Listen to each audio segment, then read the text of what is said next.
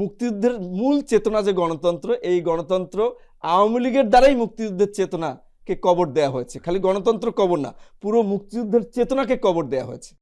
বাকশাল হলো, এরপরে দেশের অবস্থাটা কি দাঁড়ালো আসলে, এটা আপনার কাছে জানতে চাইব।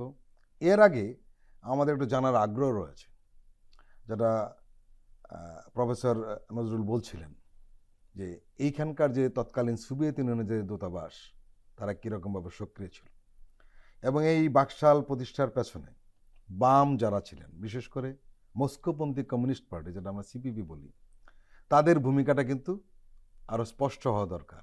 ইদানিং তারা বলার চেষ্টা করে তারা এর সঙ্গে তত বেশি জড়িত ছিল না। আসলে কি ছিল?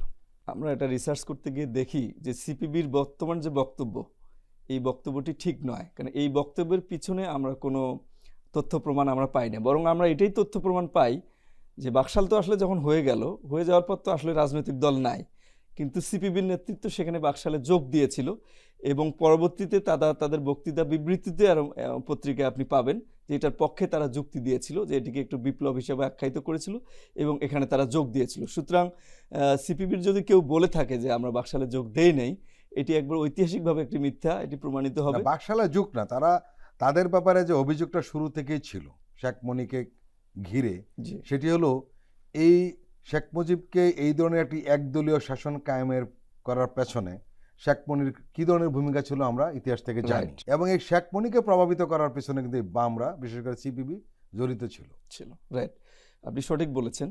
এবং এখানে আমি সোভিয়েত কানেকশনটা একটু বলতে চাই, যে সোভিয়েত এম্বাসির সাথে শেখ মনি বা তৎকালীন আওয়ামী লীগ নেতৃত্বের শেখ মনির মাধ্যমে এক ধরনের বড় ধরনের যোগাযোগের তথ্য আমরা পাই, এবং এটা তথ্য পাওয়া যায়, প্রকাশ্যে ওরকম কোনো কিছু পাওয়া যায়নি। কিন্তু বাকশালের যে পরিকল্পনাটা করা হয়েছিল, যে বাকশালের পরিকল্পনাটা কারা করেছিল, এটা বাকশাল তৈরির আগে আমরা দেখেছি পার্লামেন্টারি বোর্ডের পার্লামেন্টারি কমিটির একটা মিটিং হয়েছিল।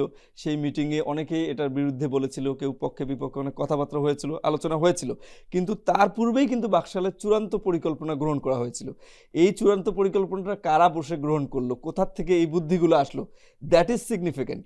এবং এখানে বাকশাল পরবর্তী সময়ে যে কর্ম পরিকল্পনাটা গ্রহণ করা হয়েছিল, যে বাকশাল একদলীয় ব্যবস্থা প্রতিষ্ঠার পর গ্রামগঞ্জের স্ট্রাকচারগুলো কি হবে, যেমন লোকাল গভর্নমেন্টকে তুলে দেওয়া হলো, হ্যাঁ, তারপরে লোকাল গভর্নমেন্টটা কিরকম দাঁড়ালো ওইটা আমি পরে আসছি। লোকাল গভর্নমেন্টকে তুলে দেওয়া হলো, তাহলে লোকাল গভর্নমেন্টের লোকাল স্ট্রাকচারটা কী হবে, অ্যাডমিনিস্ট্রেটিভ স্ট্রাকচারটা কী হবে। সেখানে দেখা গেল যে সেখানে সমবায় সমিতি গঠনের কথা বললো প্রত্যেকটা গ্রামে গ্রামে।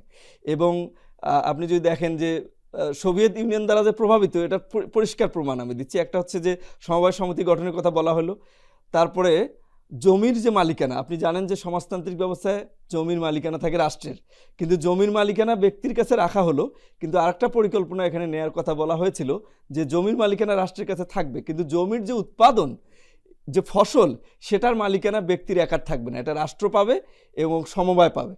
সমবায় সমিতি যে গ্রামে গ্রামে করা হচ্ছে সেখানে দিতে হবে। রাষ্ট্রের জন্য খুব অল্প পার্সেন্টেজটা ভুলে গেলাম, 20 থেকে 25% ব্যক্তি পাবে, বাকি পুরোটাই রাষ্ট্র এবং সমবায় সমিতি পাবে। এর মধ্যে দিয়ে সবাইকে বিতরণ করা হতে পারে। এই আইডিওলজিটা কার? এটা তো সোভিয়েত সমাজতান্ত্রিক একটা আইডিওলজি।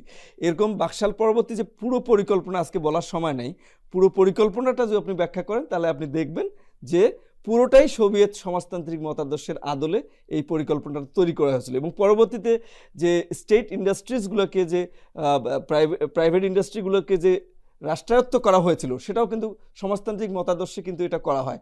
এর মধ্যে দিয়ে কিন্তু ধ্বংস করে দেওয়া হয়েছিল সব কিছুকে, আপনি দেখেছেন। পরবর্তীতে বড় বড় আদমজি জুট মিল সহ একটা পর্যায়ে গভর্নমেন্ট বন্ধ করে দিতে বাধ্য হলো। প্রত্যেকটা স্টেজে আপনি দেখবেন যে সোভিয়েত মতাদর্শের একটা প্রভাব। তা আমরা এই জন্য একাডেমিশিয়ানরা আমরা ধারণা করি যে এটা ব্যাপকভাবে সোভিয়েত মতাদর্শ দ্বারা প্রভাবিত। আর শেখ মনির কথা যেটা আপনি বললেন, সোভিয়েত এম্বাসির সাথে তার কন্টিনিউয়াস একটা যে যোগাযোগ, এটা বিষয়ে অনেক তথ্য প্রমাণ পাওয়া যায়। এই হচ্ছে বিষয়। আর আপনি লোকাল গভর্নমেন্টের কথা বললেন, দেখেন লোকাল গভর্নমেন্ট হচ্ছে একটি গণতান্ত্রিক ব্যবস্থার যে বেসিক স্ট্রাকচারের কথা বললাম, একটা অন্যতম বেসিক স্ট্রাকচার। তো লোকাল গভর্নমেন্টে কী বলা হয়? লোকাল গভর্নমেন্টে বলা হয় যে লোকাল পিপল ডিসাইড করবে যে তারা কি করবে, এবং এর মধ্য দিয়ে কিন্তু গণতান্ত্রিক ব্যবস্থায় পিপলস পার্টিসিপেশনকে এনশিওর করা হয়, যে জনগণ রাষ্ট্রীয় সিদ্ধান্ত গ্রহণ প্রক্রিয়ায় এই লোকাল গভর্নমেন্টের মাধ্যমে কিন্তু অংশ নেয়। এবং সংবিধানে কিন্তু 72 সংবিধানে এটা কিন্তু বলা ছিল সুন্দরভাবে যে প্রশাসনের প্রত্যেকটা স্তরের যে প্রতিনিধি, তারা জনগণের ভোটে নির্বাচিত প্রতিনিধি হইবেন। এখানে করা হলো কি, পুরো লোকাল গভর্নমেন্টের ওই বিধানটাই একবারে ডিলিট করে দেওয়া হলো। ডিলিট করে দেওয়ার ফলে কি হলো, যে জনগণ যে রাষ্ট্রের মালিক এইটা আর থাকলো না। ৭০ অনুচ্ছেদে আরও এক্সট্রিম করা হয়েছিল ৭০ অনুচ্ছেদকে। কিভাবে? সেখানে বলা হলো যে শুধু দলের বিপক্ষে ভোট দিলে সংসদ সদস্যপদ চলে যাবে এমন না, যদি কেউ কোনো একটা বিল যখন পার্লামেন্টে পাস হবে, ওইটা যদি কোনো সংসদ সদস্য মনে করে যে ওইটাতে বিপক্ষে আমি ভোট দিলে তো দল আমার সংসদ সদস্য চলে যাবে, তাহলে আমি ভোট দিতে গেলাম না, আমি বিরত থাকলাম। এখানে বলা হয়েছে কেউ যদি ভোটদানে বিরত থাকে তারও সংসদ সদস্যপদ চলে যাবে। এখন কিন্তু আছে যে ভোটদানে বিরত থাকলে কিন্তু সংসদ সদস্যপদ চলে যায় না, শুধু বিপক্ষে ভোট দিলে চলে যায়। কিন্তু তখন এরকম করা হলো যে বিপক্ষে ভোট দেওয়া তো দূরের কথা, আপনার যদি আপনি ভোট দিতে না যান তারপরে আপনার সংসদ সদস্যপদ থাকবে না। এবার আসি বিচার বিভাগে। ফান্ডামেন্টাল রাইটস এটা কি? আপনি যদি রাষ্ট্রের নাগরিক হন, রাষ্ট্রের কনসেপ্টটাই হচ্ছে পিপলের, জনগণের রাইট থাকবে, এখানে ভোটের অধিকার থাকবে, চলাফেরার অধিকার থাকবে, কথা বলার অধিকার থাকবে। এরকম 18টা ফান্ডামেন্টাল রাইটস 72-এর সংবিধানে ইনক্লুড করা হয়েছিল।